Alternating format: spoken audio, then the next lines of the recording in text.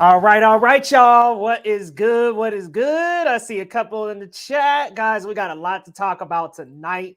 I'm excited to talk about it. My buddy Loretto, my host, co-hostess with the mostest, is running a little bit behind. But guys, Broncos got a dub today, baby. Oh my God, our first win in the season, y'all. And it was not an easy one. And yeah, we did not want to struggle against the Chicago Bears like that. But they just solidified themselves as the worst team in the NFL, and I'm glad it's not us. Okay, that's enough football. Guys, thank you so much for joining. What's going on, Keezy? Good to see you, bro. Got Laser and Joe San stopping in a little early. I'm sure they'll come back around very soon. But guys, it's so good to chat again. We weren't here last week. Just needed a little break, honestly. I think both of us just needed a little time off. So I'm glad we're back this week to talk some awesome new movie news. A lot to get into this week, guys. But just to start things off, you will not see the links, the snack list, and the couple of donation links I had to the WGA down in the comments because guess what, guys? The WGA strike is officially over. They have reached a tentative agreement. Now, the SAGAFTRA strike is still going on, so that's still happening. But the WGA, the writers, are most of them back at work. And we got a little Marvel news to talk about later, too, regarding that. So lots of good updates coming up, guys. But let's just get started with our first segment, shall we?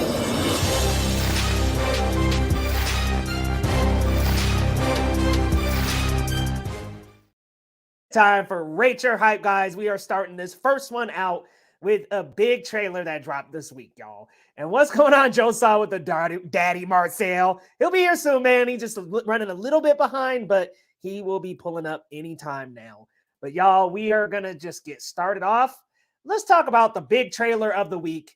Let's talk about Wish. And I have this question down here, is it too generic? Because I think that's some of the ramblings I've been hearing about online about Wish. Maybe that either looks maybe a little too generic, or I heard some people say they didn't really like the art style, which I really like the art style. But I'm going to be real with y'all. I think they guised their 3D art style in a hybrid. They told us it was going to be a hybrid art style, and I don't know about y'all, but it looked mostly 3D to me. So honestly, listen, Wish is going to be either really good or really bad for Disney. Strange World did not do too well. And if we're talking box office, neither did Encanto. Now, Encanto really took off when it went to Disney Plus, and it just became a phenomena all over TikTok, all over social media. But unfortunately, the same thing did not happen with Strange World. Unfortunately, it did do well on Disney Plus, but it just didn't go on to have the exact same success that Encanto did, because of course I think Encanto, in my opinion, is just a better film, and there's so many memorable songs from Encanto. So I think that the memorability of Encanto is due to its very catchy, wonderful songs and its good story. And Strange World did not have either of those, in my opinion. So it just did not work out in the same way, did not have the same magic. But there's been some other Disney misses very recently as well. You had Lightyear. Now Elemental is doing well on Disney Plus and did well in the box office when it stretched out and had some actual legs. But in the beginning, it was not looking too good. But Wish, we'll have to wait and see with Wish. I'm actually pretty excited for Wish. I think it could look good. It's not in like my top 3 most anticipated movies, not even top 5, but the trailer I had a lot of fun with, and I think it looks fun. I like that there seems to be a traditional Disney villain again. I don't know. There's some theories going around that maybe the GOAT is the villain. So who knows? But the hell is a hybrid art style. Yeah, man. You know, Joe-san, they say it's supposed to be a hybrid art style between their 2D traditional hand-drawn animation style and the 3D style. And it's supposed to apparently blend the two of them together. And it just doesn't come off that way to me in the trailer. Now, I'm sure they did actually use that style, but I don't know. It just doesn't, I don't get the hand-drawn feel.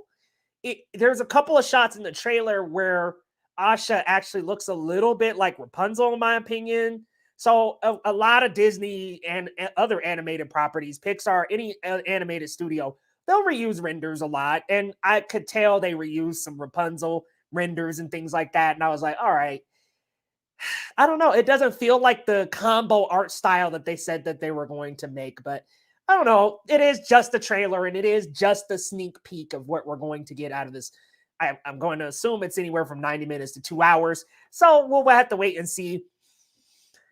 I don't know. The trailer looks good. I think it looks really fun, but I'm not just like out of my seat about it.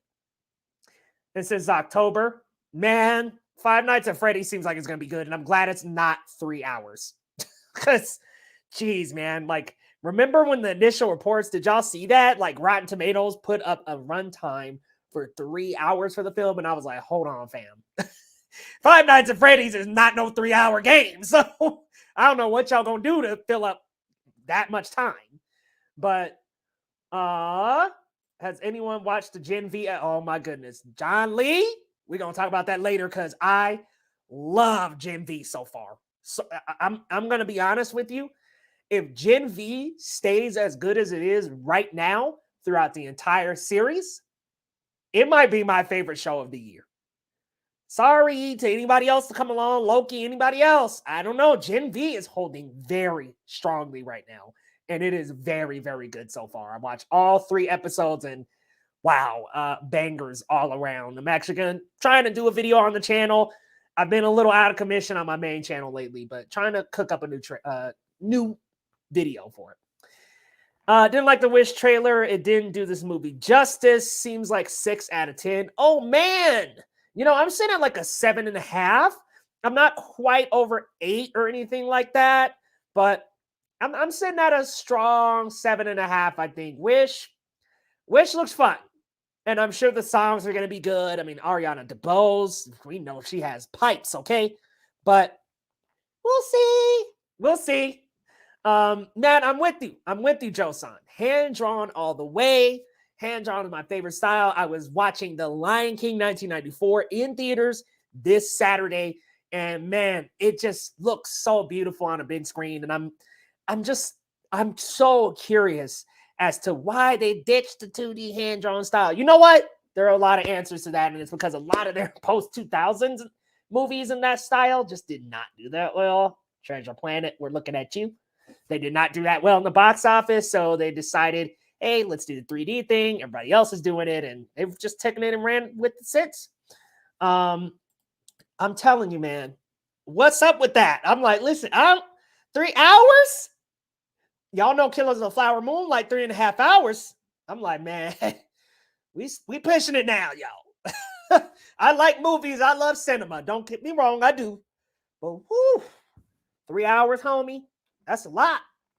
Oh, come on. Loki, don't be clowning Loki like that. Laser, go get him, man. I don't know. Lowe's is running a little behind, guys. Don't worry. Be patient. He'll be here. Yeah, just a lot of 3-hour movies. Luckily, that's not actually a 3-hour movie. Five Nights at Freddy's is not. So thankfully, we're not dealing with Five Nights at Freddy's being 3 hours, because I think, okay, come on, that should not be a 3-hour movie. But you guys got to let me know. Wish, is it gonna break Disney of this curse they're having? A little bit of a rough streak here, where a lot of people aren't liking the twist villains, or in Kanto, it was actually no villain. The villain was actually the surroundings and things that were happening in their community and what happened with their magic and the passing down of those things. How do you feel about Wish having what appears to be a traditional villain?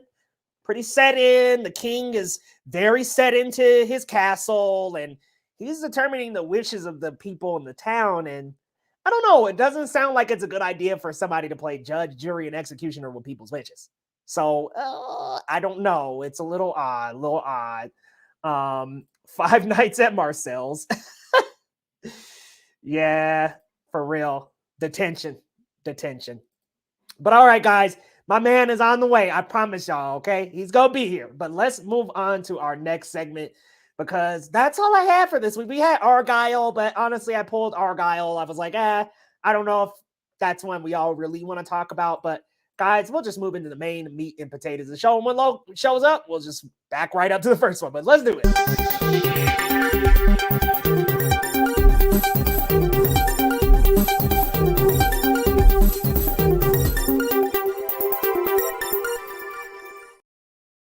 Right, guys, I am actually struggling to get it playing, but y'all, we'll just start real quick. We'll just talk a little bit about the AMPTP and WGA agreement. The two sides were finally able to come to an agreement and actually make what appears to be a good agreement for both sides. I'm happy for the writers. I'm happy that they're getting more. I really think this took way too long. A little over 5 months, which that's ridiculous. But guys, let's talk about this, because it is quite the story. But yes, the AMPTP and the WGA finally come to a tentative agreement, guys. And a couple of things in the deal do detail specifically about AI.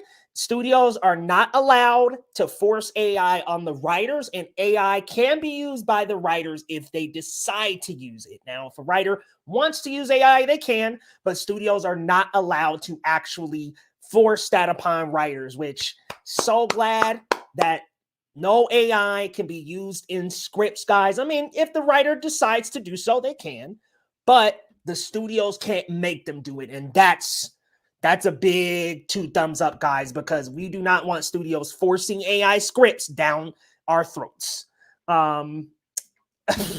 Tyler, man, I've been seeing this debate all over my Twitter. It's like, I don't know. He's not a villain. He's an antagonist. You know what? I'm going to call him both for now. I don't know. I'm not sure, but I'm just going to say he's a little bit of both.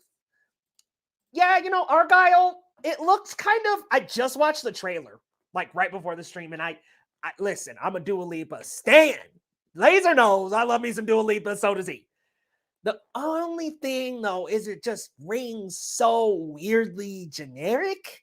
And I'm trying to figure out, okay, so there's a little bit of a weird kind of self-referential thing going on here where there's a little bit of meta going on where it's like, okay, the movie's about the author, but her book is Henry Cavill and Dua Lipa, but then there's real life stuff going on. It's a weird premise. So I'm like, okay, I want to see the movie, but I'm a little, I don't know, I'm not that hyped. Matthew Vaughn, though, very stylish. I like Kick-Ass. I like the Kingsman movies. I actually like the first two. The prequel's okay. I liked Golden Circle. I know a lot of people didn't like Golden Circle, but I like Golden Circle. I like Secret Service, of course, with that church scene. It's God tier. So, Matthew Vaughn's on it, but I also heard that maybe he was having some trouble with it. I don't know. It's some weird stuff about that one. So there's some oddities going on, man. There's some oddities going on with Argyle, but the AMPTP and WGA, I'm so glad to see that they finally have made a tentative agreement, guys. Like I said, AI is not allowed to be forced on writers. They can use it if they please.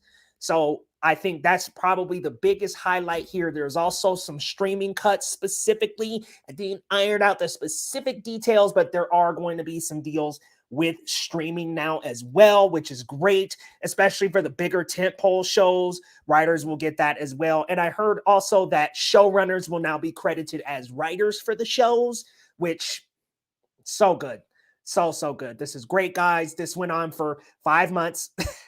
5 months. So this is a problem. SAG-AFTRA, the strike is still going on, but they're supposed to be going into negotiations tomorrow. So hopefully we see a deal come out of that as well. And we get back to our regularly scheduled program, guys, because if the SAG-AFTRA deal happens tomorrow, that means that we'll potentially have the Marvels marketing the Marvels. So the 3 actresses that make up the Marvels will potentially be doing the Marvels promotions. So we'll be seeing them actually doing interviews and getting out there and actually doing the Marvels and promoting the movies. So it's going to be a lot of fun, and I'm really excited for that film. But I'm just glad the AMPTP finally decided to meet with them guys. And I'm talking like Zaslav and Bob Iger and the bigger, like these are 2 huge, the CEOs. They went and finally sat and talked with them. So thank goodness.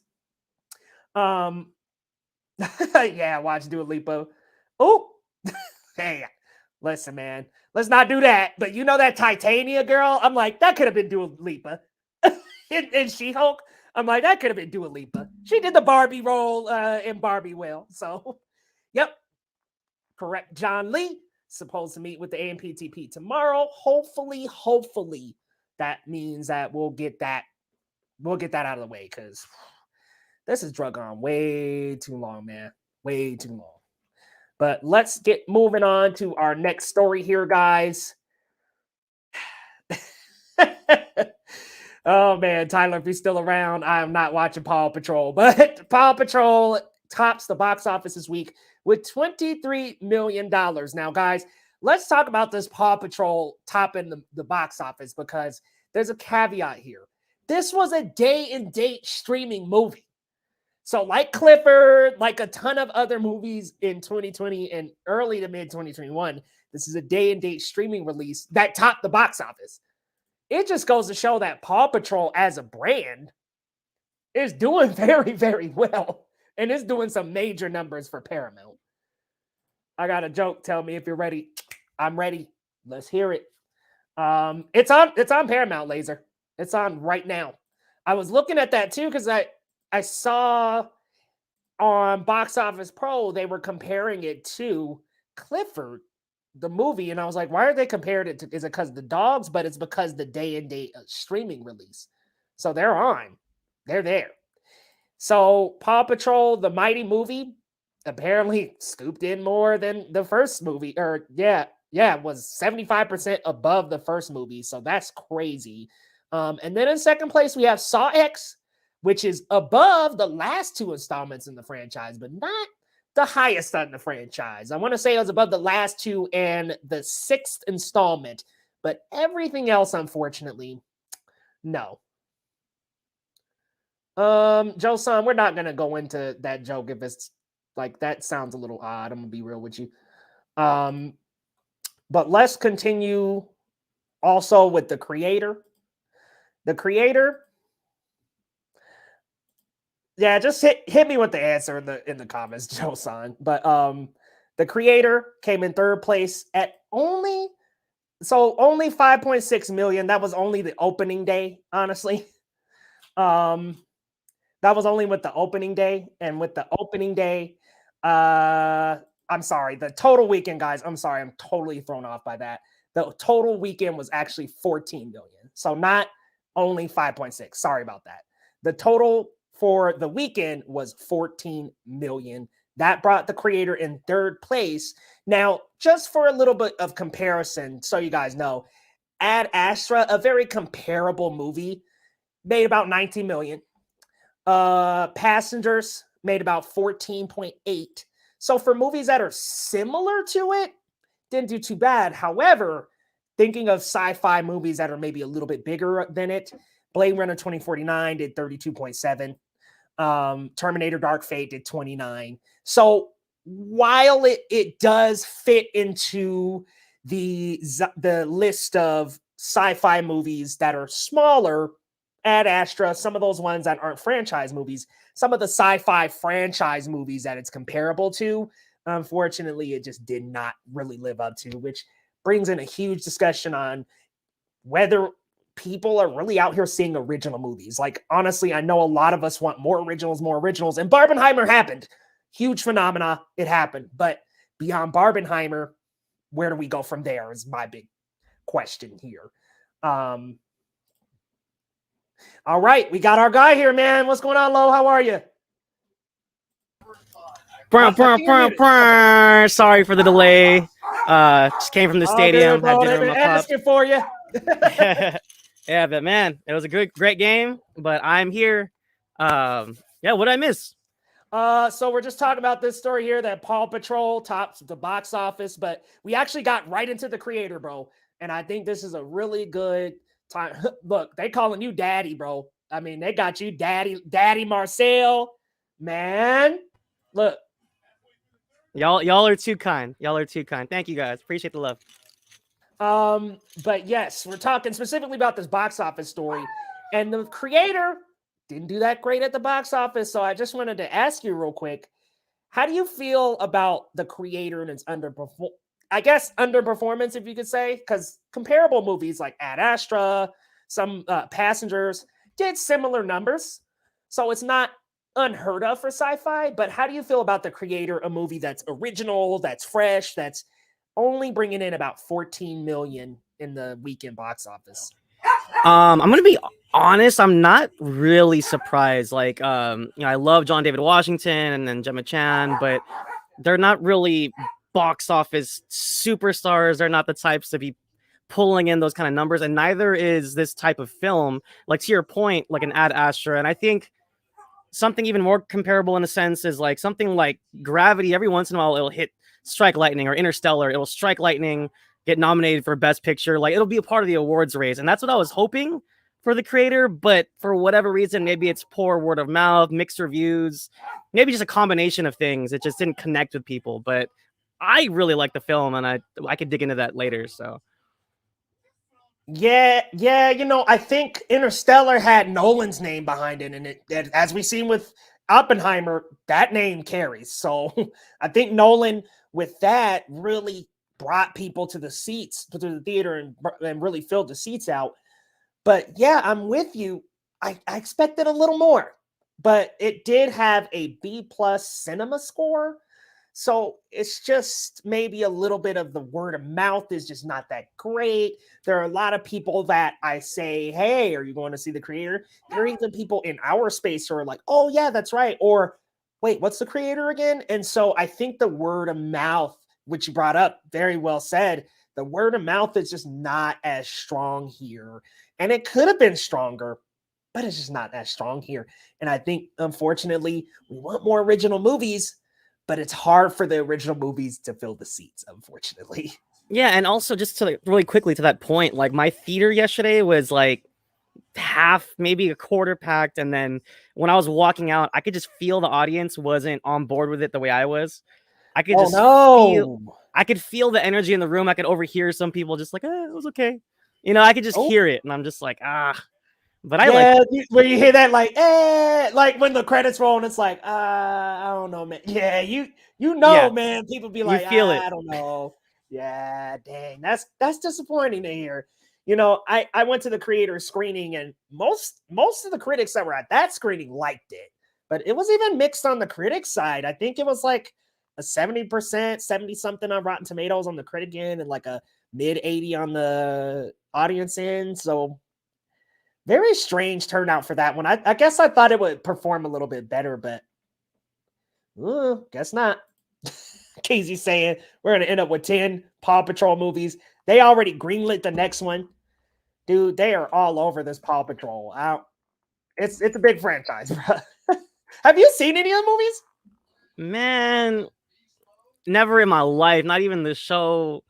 And whatever. I think dogs are cute, but I don't know. That's just not my age range, man. That's like toddler Nick Jr. / Mickey Mouse Clubhouse stage, man. Like there's just a level of cartoons and animation where it's just, I don't know if it's worth my time. Yeah. You know, a friend of mine was like, hey, I really liked it. My daughter loved it. And I was like, so would you recommend someone see it? And he's like, if you don't have kids, don't go. It's for the kids, man. It's definitely for the kids. Laser wants Dua Lipa to be in everything, man. Listen, Laser, I'm gonna be real with you. I wouldn't mind either, bro. Oh man, but let's move on to the next story here. Rumor alert, guys. Rumor alert. Scream 7 will allegedly take place during Christmas time. This is different than any of the other Scream movies, which all take place around or during Halloween.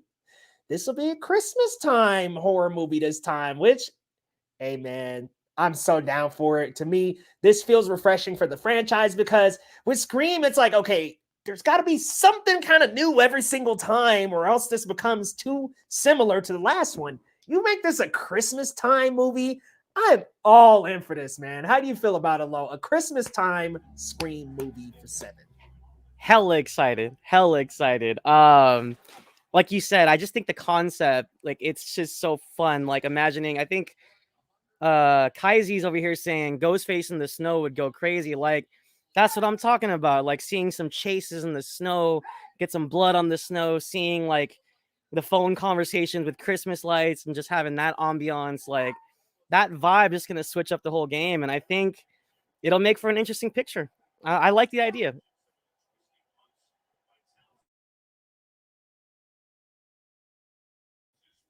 Hey, you're on mute, brother. This comment though, Ghostface be like, Merry Christmas, MF. So good. You're definitely gonna be seeing the blood in the snow. Yeah, he finna kill with a Christmas tree. Man, he's about to wrap some lights around somebody's neck and just like I can just feel it. Like they can get pretty creative with what they're gonna do with the chases and with the kills, and it's gonna be fun. Yeah, and like I don't know, like how did you feel about the movie Krampus? Like I thought it was actually a pretty fun movie. I love Krampus. I mean, I think my issue with it wasn't terribly scary, but I liked the story. Michael Dougherty is great. Yeah, I feel that too. I don't think it was too scary either, but it's fun. And then you got like Nightmare Before Christmas. You got these movies that are, and that's not necessarily horror, but you got these movies that cross over Halloween and Christmas. And hey, I'm here for it, man. Let's do it. Let's bring it to the Scream franchise. And also, to be fair, in a lot of ways, Black Christmas preceded Halloween. Yeah, a lot of the stylistic first person approach of Black Christmas kind of carried over to Halloween. So There you go, man. I think it is a match made in heaven for this franchise, especially. So that means it's got to be in a cold weather climate. Yeah, they'll still be on the. I think they're on the East Coast now, so they'll still be where they're at, probably. Oh my god, it's just Santa behind the mask. Oh no, Santa came to town. That's for sure. I was to say they might jump the shark with that one. They better be careful with that. We don't want to get too goofy. Like yes, we don't want to get too goofy, crazy. Like within reason, guys. Because remember, this isn't the same directors from the last two movies. We got a new director this time, so we got Christopher Landon. So and he did Freaky. So it's like he's done some kind of goofier stuff. So I'm like, all right, I think he can work here, just not too much, not too goof. We got Krampus as a Christmas tradition. What's going on, Curious Jojo? I didn't even see you stop in, man. Good to see you. What up, Jojo? Need Ghostface killing Santa. Yeah, I could see that, like a mall Santa type of deal. Oh man, that would be funny. I could see that too. I could see that, man. And then Laser's saying Santa would make for a thick Ghostface. I know, like if Ghostface is Santa, I'm like, man, he gonna be ho ho ho. That's for sure. That man gonna be husky. All right, let's move on to our next one here. All right, it just keeps on coming, man. We just can't really get off the DCU before it comes out, can we? But James Gunn this week in a statement on Threads, because now he's moved on from Twitter to Threads and he responds to fans a lot on Threads. Responding to fans asking questions about who's going to be in the DCU, he said several things. He said everything prior to Creature Commandos is not going to count. So anybody who questioned the Blue Beetle as the movie's not going to count in his eyes, guys. It's everything prior to Creature Commandos. Creature Commandos will be the first thing in the DCU. I know we thought maybe it was Superman Legacy. Legacy is the first movie. Creature Commandos is kind of like an appetizer before that main course of Superman Legacy. So Creature Commandos, everything before that doesn't exist in this universe. Also went on to confirm 3 actors that will be coming back into this universe. That's Shola Maraduena from Blue Beetle, Viola Davis from Suicide Squad and the Suicide Squad, and John Cena from Peacemaker. They're all going to star in the DCU, which seems a little odd to say after the statement before that with the Creature Commandos thing, but that's just what he's saying. We're still going to get these 3 in the DCU. How are we feeling about this, Lo? I mean, does it seem confusing still? I said personally it's slightly confusing to a general audience standpoint. I think it's even slightly confusing. How are you feeling about this news, man? Honestly, I fully understand what's happening now. I didn't realize that's what it was. I didn't realize it was going to be a clean slate, but he's going to keep a couple people. So that makes sense to me. It makes me wonder with him putting out this statement, I guess, does that just kill the whole Gal Gadot thing? Like she's out then, right? I guess. But he didn't say there was anybody. He didn't say only these 3. He just named off these 3. So he didn't say in the statement like, oh, only these 3. He just named them off. So I don't know. So maybe that's still on the table and it's just not like official. It's not confirmed, maybe. And we don't even know if she is involved. We don't even know how. I mean, it's like, is she just a producer? Is she helping be a consultant of some sorts? Or is she actually Wonder Woman again? Right. Who knows? It just, me... Oh, go ahead. Oh, I mean, just to touch on the names that we did get, I love Sholo as... so good. God, what is his name in the movie? Blue Beetle? Jaime? Jaime. Sorry, guys. I'm not a huge Blue Beetle guy, but I really enjoyed the film. Viola Davis, I just think she is such a perfect... Like, I've seen like comic book like stills of like the character, and then I just put them side by side. I read like the dialogue and kind of read the attitude of the character, and it just feels like she's such a perfect Amanda Waller. So I think that works, whether or not it's the same Amanda Waller that we've seen before.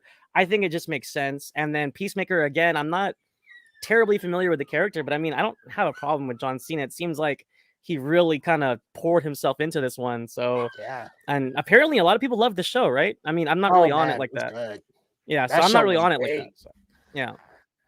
Yeah, I think I feel the same as you, man. It's like, all right, if we get the good back from the DCEU, okay, I think I'm cool with that. Like Waller, get us back that same Waller. I'm down, even if it's not, like you said, it's a different Waller, but we still got the same actress. I'm down. Viola was great. She ate in that role, especially in the Suicide Squad. Ate. And now I don't know how she's gonna recruit if she's gonna recruit Superman again. So I thought she ate. Sholo completely embodied that role, man. I mean, he was great as Jaime. Charming, really fun, likable main character. Can't wait to get him back. I really wish Blue Beetle would have just been the start, but whatever. I don't know. I guess it's gonna be a different version of the character. Like at this point, it's sounding like it's just gonna be same actor, different version of the character. We'll introduce him again in the DCU.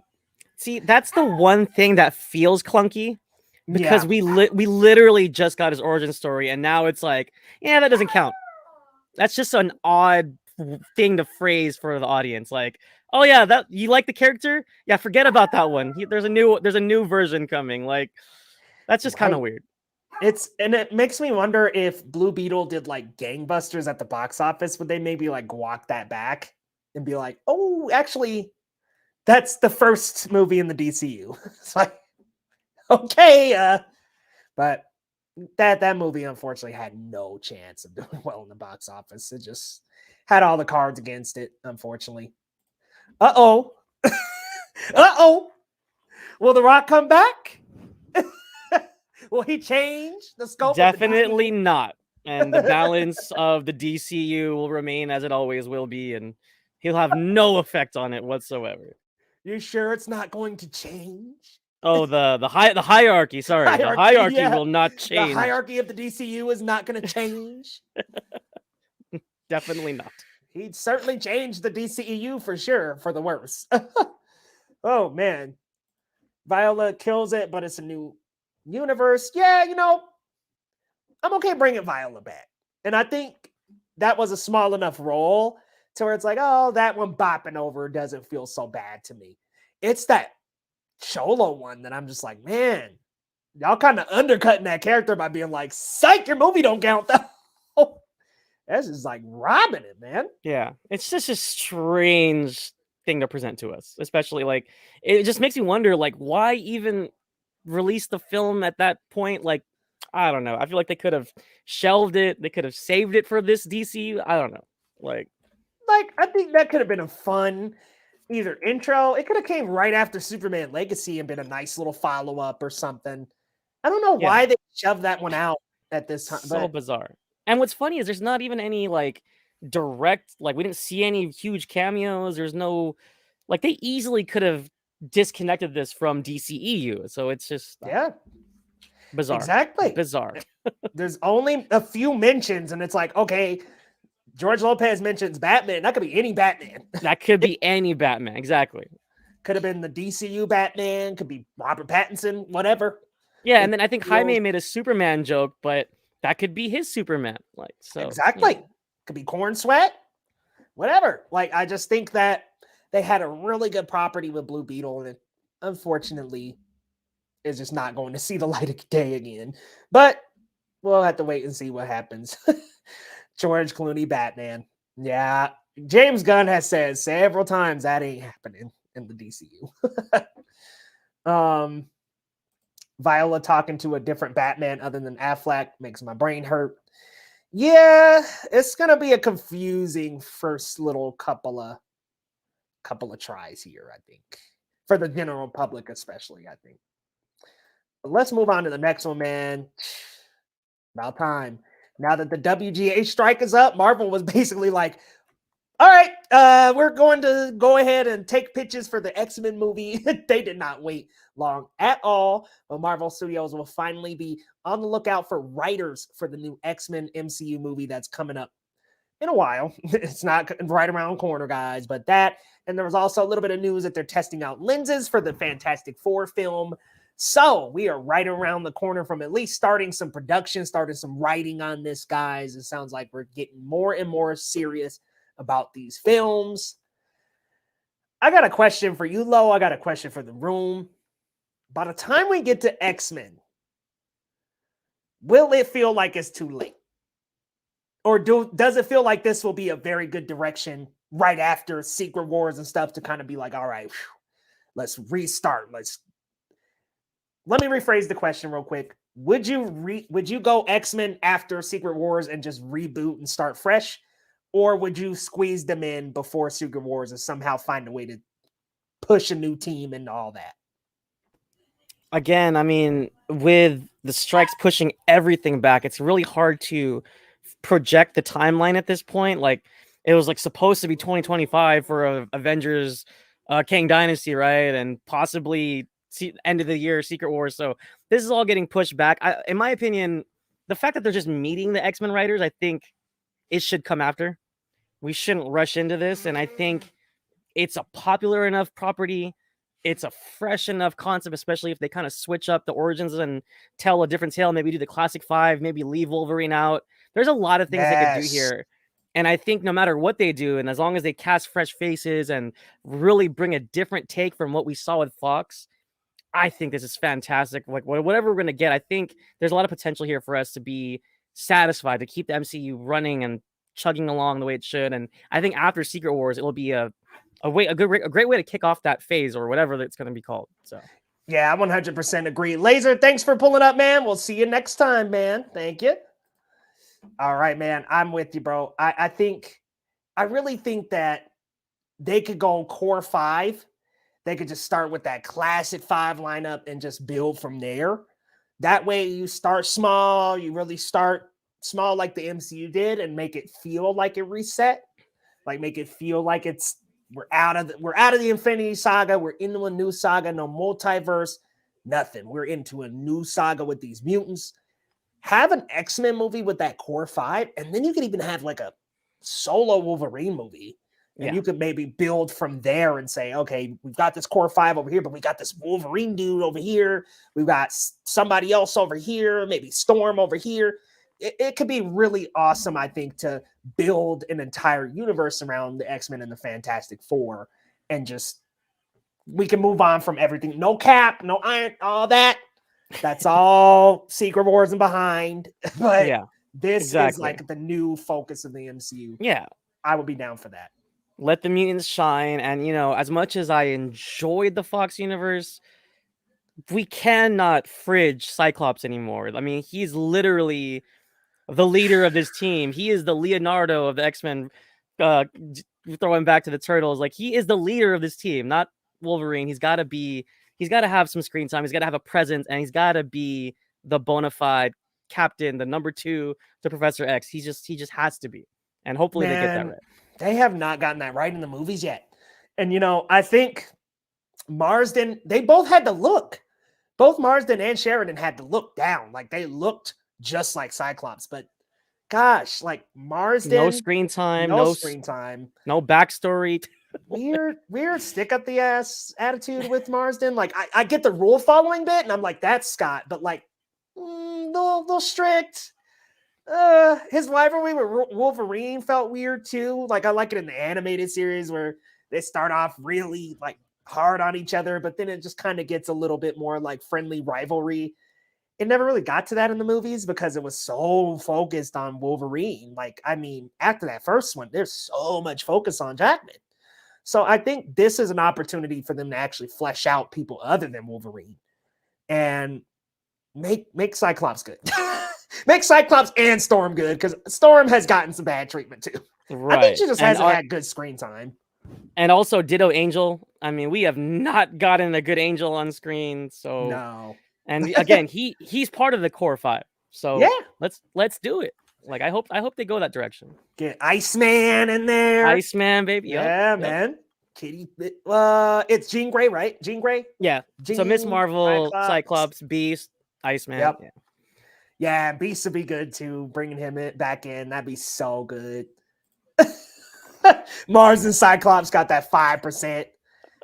Literally, man. In the third movie, he just gets killed off screen. I'm like, oh, Oh okay. my! Don't get me started on that. Now, when that happened in the theater, I couldn't believe it. I was like, damn, they just did that. Right. They did that man dirty. I was like, oh, okay. It was like the first 15 minutes. He's dead. He's gone. Dead. I was like, oh shit. They gave Professor X his little moment to die on screen, but not Cyclops. They said, psych. Saying, talk that shit, low. Oh my goodness. Saying it for Laser. Dua Lipa for Mystique. I know. He wants Dua Lipa for everything. Everything. So, should we start that first X-Men movie with Magneto? Honestly, I kind of don't want to. No, because I mean, I love Magneto and I love the rivalry, but I just feel like it's kind of like Joker. We're at this point, we've seen it so many times, and even like the bad movies like Apocalypse and Dark Phoenix, the best parts has Magneto and Fassbender and McAvoy playing off each other, the Charles Magneto relationship, and we've seen it done to death so many times. I think we could give Magneto a break too. So at least my opinion. I think it could be cool to go like Juggernaut, maybe Mr. Sinister. Oh yeah, like give us. Yeah, bring it. I don't think we've even had. Have we had Mr. Sinister? I don't think we had. We had a tease. I think it was at the end of Dark Phoenix. They mentioned his name. There was like a briefcase, but we never saw him. Yeah, we never saw him. Oh man. Oh, so Joe-san says for Magneto, Mads Mikkelsen, dude, I think he could be a cool Mr. Sinister. Oh yeah, no, I could see that. Oh man, but they already done used him in Doctor Strange. Oh well, yeah, you're right. He was Caecilius already. Yeah. Yeah. But then again, MCU hasn't not recast with the same actors before, so yeah. And look at DC, so it can work. I'd be down for him being Mr. Sinister. That'd be cool. Yeah. But yeah, give us somebody. I'm with you, man. Like Joker has been done to death. Give us somebody who we haven't seen. Pyro. I don't know. Like Tyler. Get cute with it. Mads is forever a villain. Forever. Come on, man ain't gonna be a hero ever. But yes, give us a good villain, and we'll have a great movie. And that concludes the stories for this week, you guys. Awesome. Lo, I have to admit something, and I feel bad. I haven't seen Ahsoka yet. I still gotta watch this episode, man. Oh, it's all good. Hey, we'll have a lot to talk about next week then. Yeah, man. Oh man, this episode was great, man. I can't wait to chop it up with you about it. There's so much I want to talk about, but hey, we'll save it. We'll shelve it. Hey man, no worries, dude. You can chat a little bit about it because I want to talk about Jim V. Have you checked out Jim V? I haven't even seen The Boys, bro. Oh, that's right. Yeah, that's a show that I kind of slept on, man. So admittedly enough, before we get into it though,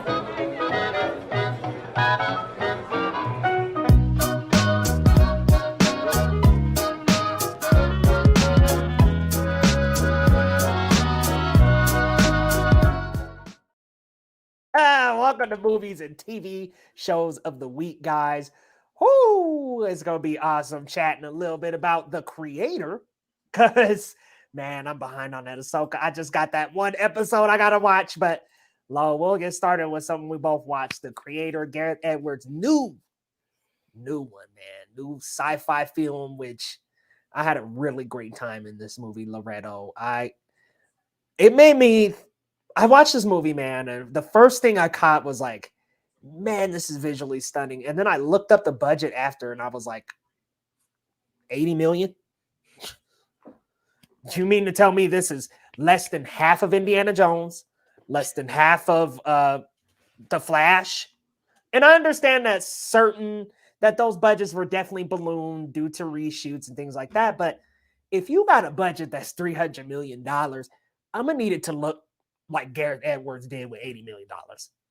I think now with this movie coming out, there's a little bit of a discussion going on of like, okay, if he made $80 million look like this, why are these tent poles, blockbusters looking clunky?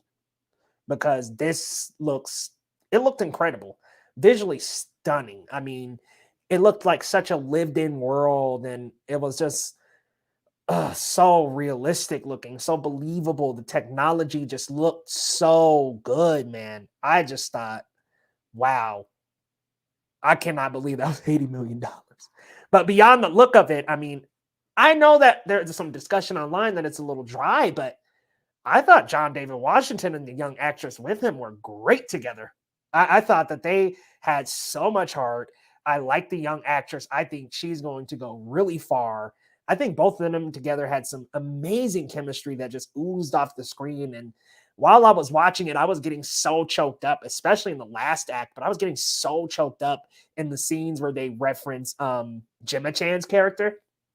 I just think this was a new sci-fi classic type feel. Like it felt you can feel the different influences, but it still felt original. I mean, you could feel the Blade Runner, the Lone Wolf and Cub. You could feel all these different things, but at the end of the day, it did feel very original. It stood on its own, and I love this journey that we take with both of them all the way through the film. I do got to get one more viewing because there's a lot of like allegories, like religious Adam and Eve allegories that I really want to pick apart and look into, dive into a little bit more. But just a great film, honestly, in my opinion. I had a really good time. I'm this close to saying I love it. I think I need one more viewing before I can say like I love this. But bro, what did you think, man? Like I was pretty stunned with what I saw.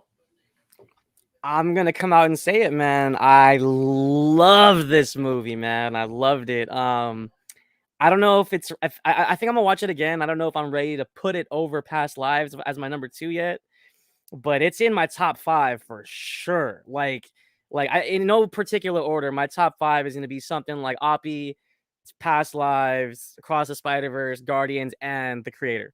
Like it had that much of an impact on me. I was an emotional wreck. I actually tweeted about it. I will not say post or whatever X wants me to say. I will always call it Twitter, and I will always say that I tweet. Hey, I see you, bruh. I'm never gonna not say it. So whatever. Right? Anyways, that's such a sidebar moment. Like no. X what? X gonna give it to you. No, but again, so I don't want to reference things and have people think it's just not original, because to your point, it feels like it's something of its own, but it's also a really beautiful marriage of the realism and political allegories of like District 9, the morality of AI, and the tension of like human and AI, like the way that it's portrayed with Blade Runner, but also the souls of these intelligences, and like the question of, do they have a soul? Do they have feelings? And then something we saw with like After Yang. And I just feel like I'm starting to realize I think sci-fi might be my favorite genre. I'm just talking about it out loud, and I'm just thinking of all these great films that I love. And it's just like, there's all these interesting things you could do with sci-fi. And The Creator literally just checks off all the boxes of what makes sci-fi great. You know, this fantastical, not post-apocalyptic, but just this future world that is scarred by a nuclear blast. It's filled with war. It's just, again, it's a feast for the eyes. Like that, the visual like imagery of the Nomad ship that is like the terror on the world. Awesome. Especially the sound design with the beam and the visual of the beam, like scanning like the forest. Like it just really gives you like these, it just creates a world that you're like, you know, when you see that beam, you're like, oh, you know something's going down. You're in the shadows, you're in the trenches, and it's like you feel the tension with the soldiers in those trenches. And it was such a great picture, man. I loved it. I had a great time. Only 80 milli. So like, I gotta ask you, that's what got me. Have you seen Monsters? Yes. I really like Monsters, and I got a lot of feels from that, because again, that was a kind of, you know, that was a low budget film. Yeah. And then it had two characters that kind of get thrown together and go on this journey together. It really, there's a lot of shades of Monsters in this picture, and I think, if anything, he just expanded upon it in like the best ways. He brought like, that back. Yeah, because that's his first one, ain't it? Yeah, it was his first film, and it just also showed what he could do with a small budget. Because Monsters felt big. It felt like a big mainstream film, but it was a little indie flick he made like in Australia or something like that. So Yeah, I also get like heavy Akira vibes and even like a little bit of ET with the duo of the two of them. You get like a little bit, you get a little bit of like this fun duo dynamic between the two of them. Really, really good. Fun fact, Garrett did all the VFX. That man ate. I mean, seriously, this is a conversation of like, hey, one of these big studios needs to just like nab him, man, and give him. Yeah. I saw a buddy of mine on Twitter, actually, Christopher Mark. He said, just one of these big studios nab him, give him a 3-picture deal, but have them all be originals. Like, no creator 1, creator 2, right? No, we don't need to do that. But just have them do 3 original pictures. And here's the thing: is like 80 million's dirt cheap for these big studios at this point. 80 million, if one of those could just bust out the gate and make you 500, that's good. I was gonna say the man is he's clearly talented, and it's like one of these studios, like you said, man, they got to sign him up and insert that Woody, that let him cook. You know, the Woody, the Woody back. Picture. Yeah, he's old sword back. He's like, hold up, let him cook. Let him cook. So Oh, I mean, goodness. he's talented, man. He's got a really keen eye. The first 5 minutes, man, every frame, the way like the cinematography, it was just fluidly beautiful. Just the editing, everything was just married together, man. It was just awesome. The sound design, the visual effects, even the looks of like the cyborgs in this world, and like you said, the morality between AI and humans, and just the emotional. And it really did remind me of Blade Runner at that moment of like, do these AI beings have emotion, and can they? And they prove that yes, they absolutely do. And I love that there's like a moment in the movie where, and I'm saying this like very lightly treading non-spoiler territory, like I'm right on that fine line. But there's this really cool moment in the movie where one of the characters talks about the little girl and, you know, how she could have been created for destruction.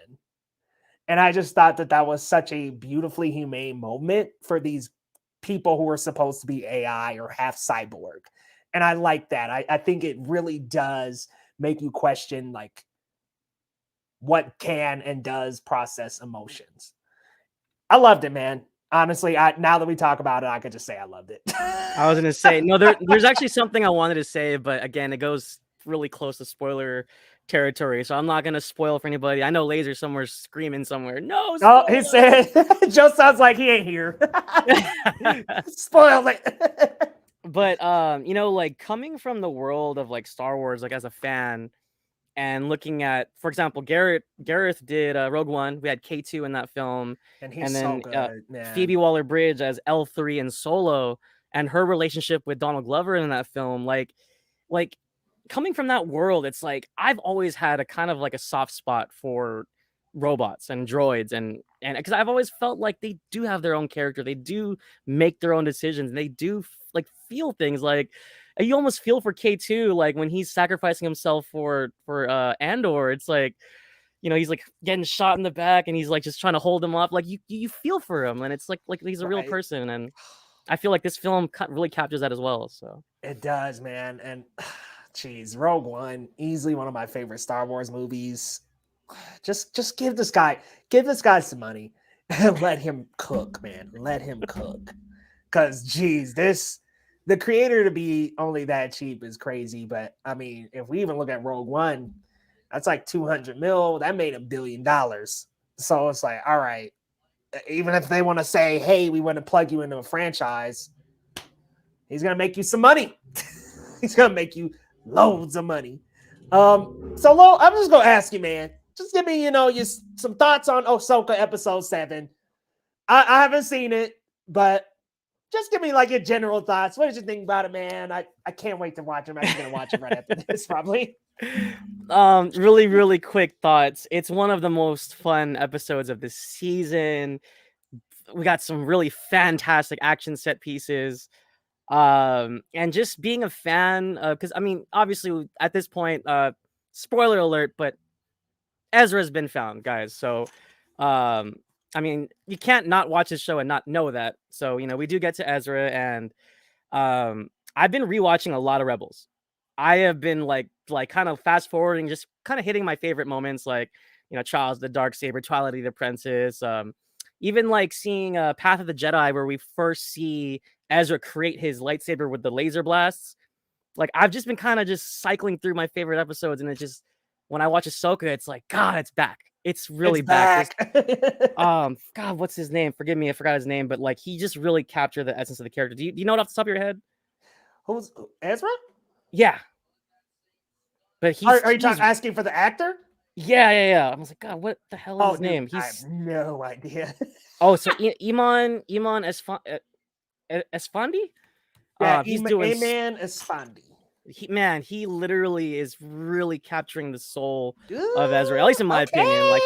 Like he just really like nails it, in my opinion. Like his charm, his smile, his humor, like he is just Ezra to me. And I'm not gonna say anything else. Yeah, I'm not gonna say anything else. You really got to see it and enjoy it for what it is. But it's a fun episode, and it really has you hyped for this last and penultimate finale. So, because I'm gonna be real, nothing against Iman. I do think he looked awesome in the last episode, but like I didn't get the mannerisms yet, so I was like, man. Part of me was like, man, I could have taken Mina Masao, bro. Like I was kind of like, I don't know, man. Mina would have ate right here. yeah. But I'm excited to check out this episode and get a little bit more of E-Man's version of Ezra.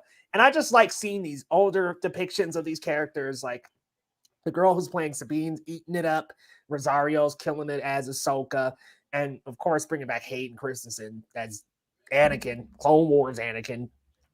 At that, it's phenomenal, man. Everybody's eating on this show, so especially I hope I'm not overhyping it, but I just feel like he opens up in this one.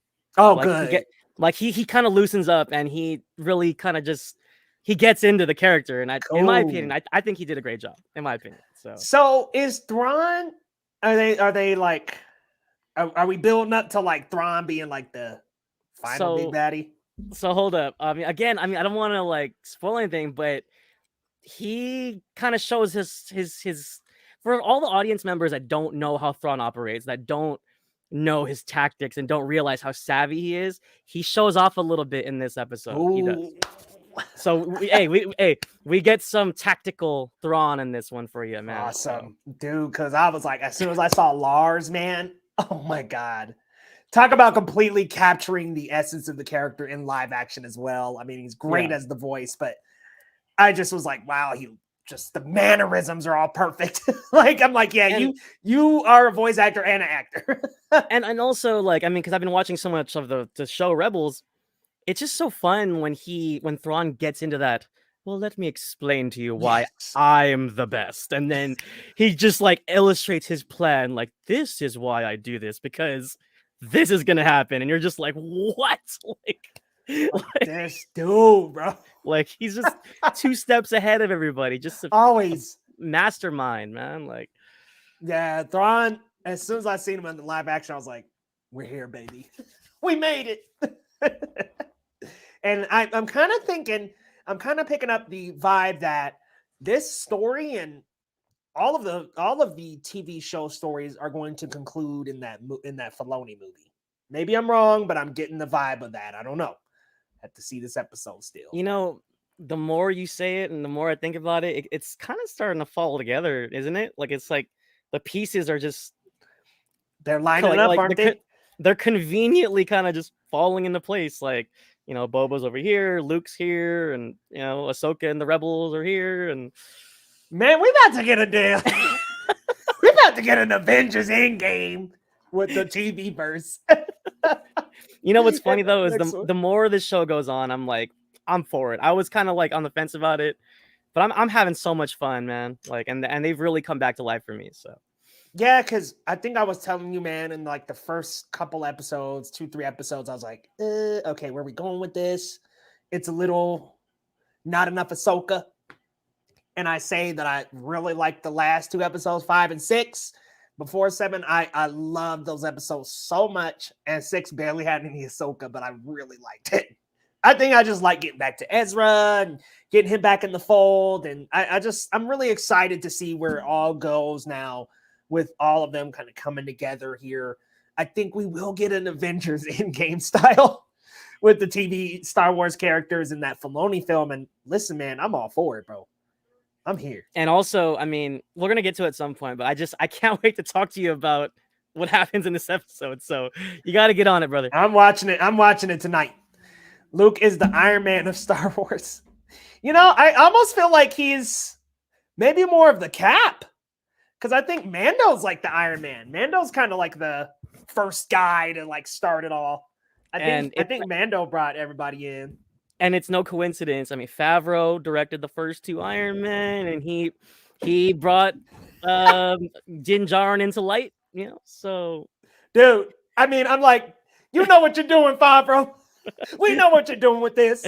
You couldn't do it with the live action Disney stuff, so here you are. Yeah, yeah. The less let's we cross speak over about Jungle Book and Lion King. Nah, let's not do that. No, the less we speak about that Lion King, but yeah, no, Favreau, he knows what he's doing with this character for sure. Oh yeah, for sure. This show is good, but man, adult. He said adult Ahsoka boring as hell. Like what? Boring? I will say this: for the first 2 or 3 episodes, I thought she was like very stoic, you know, very Jedi-like, Jedi master, if you will. And it did ring a little hollow at first, but I'm stepping right into it. Especially after she was in the all white, bro. Oh man, I was in it. No, exactly. And in my opinion, same thing with Ezra. Like Ahsoka's kind of opening up, kind of getting out of her shell a little bit now. Yes. And I actually agree with this statement, Mike. The rebels are carrying though. So, man, everybody on a lot of even bigger Twitter accounts are pointing out Mary Elizabeth Winstead. Like, she's killing it. And they have quite some angles on her, man. Yeah. What y'all doing with that camera? I know, but aside from that, though, because again, I'm like watching the episode where we first meet Thrawn, and Thrawn destroys her family heirloom that shows like her ancestry, and Mary Elizabeth Winstead captures Hera's spirit, man. She captures her look, her eyes, the voice. Like, I can't wait to see more of her. So, and I mean her acting. I'm not just her. And everyone thinks she looks great and all that, but really, she's doing great. The talent is there, bro. The talent is there, but there's some peach there too. Does that mean Grogu is Spider-Man? I like that. Yeah, I like that. There you go. I mean, it makes sense. It makes sense. So okay, so I'm down to thinking a little bit, probably a little bit too hard into this, but. Is Grogu going to be the one to ultimately save the day here? Because if not, like, he trained as a Jedi, he's training as a Mandalorian. Like, shouldn't he be the guy to, like, be the overall hero? I need to bonk the whole chat. Everybody needs to calm down the chat. Peaches, peaches, peaches, peaches, peaches. Bonk. I'm ready. Bonk. I'm bonking all y'all. Bonk me. I deserve a bonking. Y'all need to calm down. But to your point, though, I'll be honest. I'm gonna be honest. I would be really disappointed if there isn't some sort of greater, higher purpose for Grogu because of the way we had this chosen one feel from the get-go with the mysterious cradle, and then you open it and you're like, oh my god, it's a Yoda, and right. So I mean, I would be honest. I think it's a missed opportunity if they don't progress his character in some sort of manner of you know, not the chosen one, but he has to have a higher purpose, at least in the eyes of the audience. Like, yeah, I don't know, Lo. I thought he was like the wielder of the Darksaber. I thought he was like the one, and I guess that's just not the case, maybe, unless Bo-Katan's like, here you go. I don't know. I just don't know what's going to happen there. But if they don't pay off Grogu, I'll be like, well, what was the point? Why did Mando find him? And they're going on these adventures, and he trained with Luke, but he left Luke because the Mandalorian way was more of how he felt. I just want a little bit of, I want that character to have a little bit more purpose. You know, admittedly, as much as I did enjoy season 3 of Mandalorian, but some of the threads didn't quite tie together for me, especially in terms of how they're handling Mandalore and the people. It's getting a little clunky a little bit, so. It is a little, because what was weird is Mando season 3 felt so conclusive. Like at the end when Grogu and Dan are just on the little island or whatever, I'm like, oh. And what was weird is I was like, okay, so they hinted at him and Bo-Katan being something, and he just was like, all right, well, hey, we beat Moff Gideon, see ya. And I was just like, oh. I thought he was gonna be with the Mandalorian people, and him and Grogu just said bye. But yeah, see, I mean, especially how he was like training Grogu in the way, and then he had the little sparring session, and it just felt like they were with the people. It just really, really strange for me. But yeah, like they were like Mando was finally with his people. Like Mando can finally be with the Mandalorians, and I feel like with the Mandalorian, that was actually a really good way, in my opinion, to build that show up. To be like, okay, we're starting with just Mando and Grogu. Then, okay, we meet some other Mandos in the second season, and it's kind of questioning the morality of the Mandalorians and their purpose, and it really questions the customs of where Din came from versus where Bo-Katan came from. I love that thread of these like different Mandalorian types, and then you bring in Boba, who was like, I'm a bounty hunter with Mandalorian armor. It's this cool dichotomy of different versions of this Mandalorian culture. And then we get into season 3, and we finally get all these Mandos together, and we kind of just rush through all that stuff. It didn't really pay off like I thought it would, and we didn't work through the conflict. It kind of just solved itself, just because it was like, okay, well, I thought Bo-Katan was different. Wouldn't the armorer not be for that? But the armorer was just like, here you go. I'm appalled that I don't know if it's a budget thing. Like, I don't understand why we didn't get a mythosaur. I know what they like, you know what I mean? Like, they just left that thread empty. They teased it, and then never gonna see him again. Like, okay, like that's literally the logo, like on everyone's shoulder, like. And what sucks is Bo-Katan went under the water and saw the skeleton of a mythosaur, and I'm like, nothing. So that kind of bugged me a little bit. It's like, I thought she was gonna come riding in on one or something at the end, like. Right. Like, but I gotta be real with you, man. That Black Lizzo stuff, I was like, bro, really? That just didn't even need to be an episode. Like, I just thought that was a little clunky. But, this is what it is. So, okay, Ahsoka episode 7, better than 6, better than 5? So, I mean, I don't like comparing them in that manner, but to be honest, okay. I mean, no, not really. But like I said, it's fun. I had a lot of fun with it. So, and it's that penultimate, it's building up to that last episode. Exactly, kind of bridging what we were geeking out about to what we're probably going to geek out about next week. It's a good bridge. It's not like this is a letdown. Oh, this sucks. Like, it's fun, and it gets us to where we got to go. So, okay, that's good to hear, man. I'm excited for it. Yeah. See, Joe sounds like it was just random episodes. Yeah, felt like a lot of just hodgepodge, and it didn't feel random in the good way that season 1 was like, okay, we're going on all these adventures, and it didn't line up. It just kind of was like, oh, okay, we're here with Lizzo and Jack Black. Like, very strange and random. So I hope that if there is a Mando season 4, we really iron out the kinks this time around, because that first season of Mando, bro, like that first season of Mando is what got me like excited for the next era of Star Wars. Because I was, why is a Skywalker really? Ugh. And then when they came out with that Mandalorian, I was like, oh my God, like this is capturing the essence of the best of all 3 trilogies, in my opinion, especially the sequel trilogy and the original trilogy. I loved what Mando did with the lore. It showed what Star Wars could be. You know what I mean? Like a side of the films that we didn't see enough of, and just opening up those doors, like. Sure. And it made me think that it would explore a lot more of the galaxy, and we would get more exploration. And if they do a season 4, I almost honestly hope we could just do that. Yeah. Since Grogu and Dan are over here, let them explore. And between 2 and 3, we kind of ran in circles a little bit. Like we kept coming back to Tatooine. We kept seeing what's her name, like, like, man, how many times we gonna go to Tatooine, bro? With old lady with the afro hair. Because I she mean, had a little fro on her, man. yeah, I know, and it was cute. You know, she was like babysitting and stuff. But it's like, you know, we went back a couple times. Like, Like, we got to stop making these pit stops.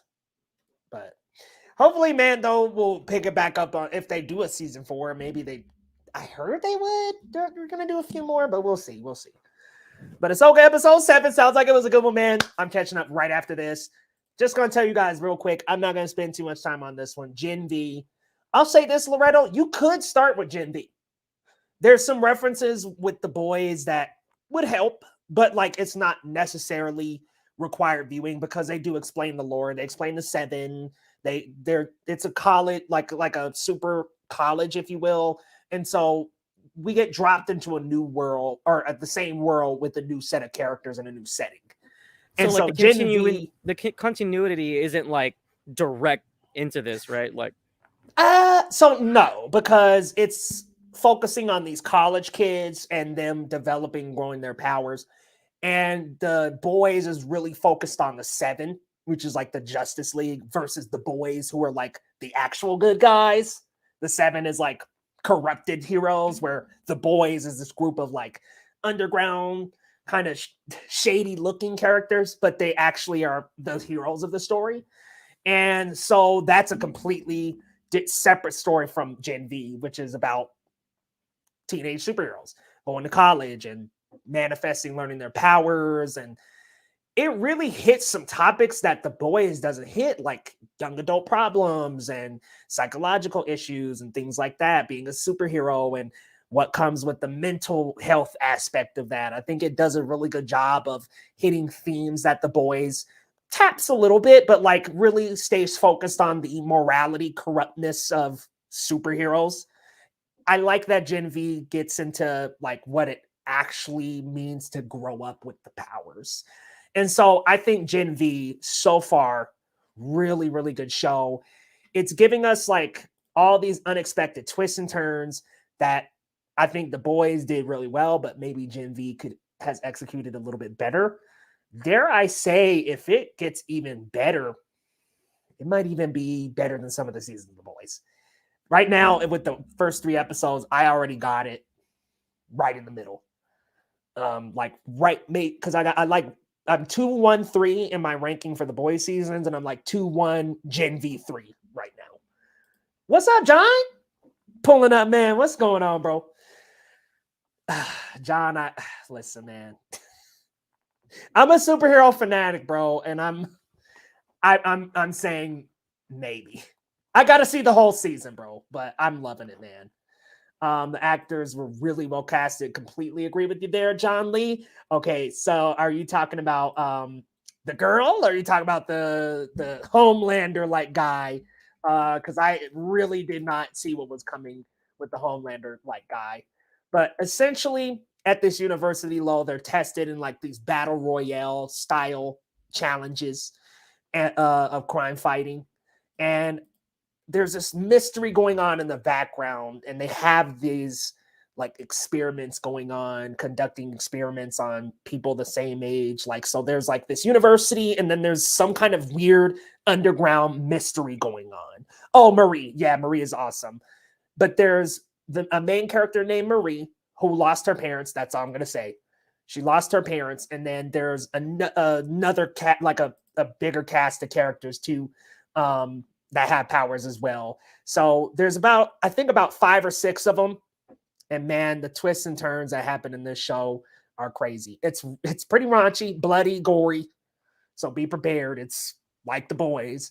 But It focuses on some different thematic elements that the boys doesn't hit on. Like I said, being a young adult, social media, and something they're doing here that the boys doesn't do as much. It cooks it in a little bit because the 7, they're grown-ups. So it's like they're already established. But these kids that are building up their presence as superheroes, it touches a lot on social media and exposing other people to get ahead and having numbers being so important to you getting in the 7. And I think that that's like such a cool thread that the main boys proper doesn't explore. Yeah, I was gonna say, I've actually heard a lot of great things, and that's actually what intrigues me. I think the young adult hardships, the mental health stuff, I think that stuff I can connect with. So yeah, Yeah, at some point I'll dive in. At some point, for sure. Joe-san, man, he owned you. He's I like, know. watch Hey, the boys. I know. It's like, hey man, I'm a horror. I'm a horror head. I can handle brutality. You know, I'm an action head. Like, you know, I'm all good. Like, you know, Yeah, we're good. The Boys. The Boys is really good, but The Boys, the first season, the big thematic element of The Boys is the corrupt superheroes, the superheroes in the eyes of the public versus behind closed doors and who they really are, and how real life would look with superheroes who, on the outside, are kind, but on the inside are fucked up. So I think that that's a really good thematic element for The Boys.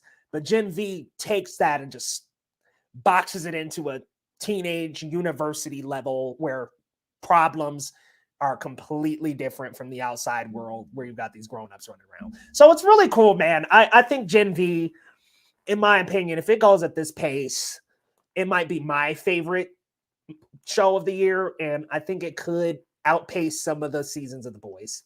It's really, really good, man. I highly, if you want, there's only 3 episodes of Gen V, so if you want to start with Gen V, you can. There's references and stuff. Like I'm sure you know the character of Homelander. I'm sure you've seen that character before, the Superman of the 7, corrupt Superman of the 7. So they're gonna reference like Homelander and some of those characters. I've seen a couple memes. I've heard. Yeah, there's a Wonder Woman character named Queen Maeve. So they're gonna reference those characters, but I don't think you necessarily absolutely have to watch it. It would be good so you could be prepared, but it's more overwhelming to say, well, go watch the first 3 seasons of The Boys, bro, as opposed to you could just jump right into Gen V, and then if you really like what you're seeing, go watch The Boys. Oh no, Joe-san, don't say that. Let him get to it. Yeah, there's an episode called Hero-gasm. That's all you gotta know. Oh man, and it is raunchy. I think Anthony Starr is still the best actor in the Boys universe, but everyone on both shows is so good. And Anthony Starr is Anthony Starr is who plays Homelander. I think Carl Urban is like right there, neck and neck with them. I think him and Carl Urban, man, they're really good, and they've got a rivalry in the main Boys. But Lo, I think you would like The Boys a lot. Our buddy AJ Fairnaught didn't like the first season, but I think the first season is really, really good. The second season is definitely peak Boys, and then 3, really, really, really like 3 a lot. I just think compared to the other 2, it's not the best. But The Boys, Gen V so far, rating wise, I'm going like 9 out of 10, guys. Like I'm hyped, man. I don't have screeners for this one, but I'm about to find some, okay? Because this is awesome. Oh my gosh, the Deep is like their Aquaman. So Lo, you'll be right at home, dude. Like you'll watch The Boys and you'll be like, oh yeah, like I get all the references. It's definitely a Justice League ripoff. So you'll definitely get it. I think to be honest, I mean, Joe-san kind of hit the nail on the head. Like he was like, "Why haven't you seen this?" You know what? I don't know why I haven't gotten into it, Joe-san. It's just one of those things I missed. But I think it is up my alley. I think I am gonna enjoy it. So yeah, I think you'll like it a lot. But all right, guys, our first week back, and I apologize, y'all. I haven't done a video in 2 weeks. It's been like a week for me on the stream, so I'm totally struggling tonight. But thank y'all for coming in, Lo, and thank you for pulling up, bro. Let the people know where they can find you and what's coming up on your channels, man. Yeah, so you can follow me on Twitter and Letterboxd at Marcellus Durden. I'm a proud member of the Cinema Spot team. Check us out at thecinemasspot.com, at the Cinema Spot on all socials. Shouts out to our managing editor, John Daniel. He's killing it right now, keeping us busy. He just did a review for Saw X, non-spoiler. He's also been reviewing the past few episodes of Adventure Time with Fiona and Cake. Some non-spoiler reviews for each episode of that series. So he's killing it. Go check us out at thecinemasspot.com. Once I break out of my funk, I'll get right back to reviewing as well. Check us out. Guys, be sure to check them out over at thecinemasspot.com. And John was up in the comments talking about you going to call Gen V Emmy nominated worthy. Yes! You call Fiona and Cake Emmy nominated worthy. But I'm sure Fiona and Cake is awesome because Adventure Time is. So I'm excited to check that one out. But guys, If you're new to the channel, hit that subscribe button on this channel. Head on over to the main channel, Geekly Goods proper. Hit that subscribe button, guys. It's been a couple weeks since I've had a video out. I've been doing some restructuring. I've also been having some personal life struggles. So those things happen, y'all, but we will definitely be back operating very, very soon. I got actually 2 videos in the can I'm working on. So we'll be back very soon, guys. But come on back, same time, same place next week, guys. And we can see y'all next time on Geekly Goods Live, baby. See y'all.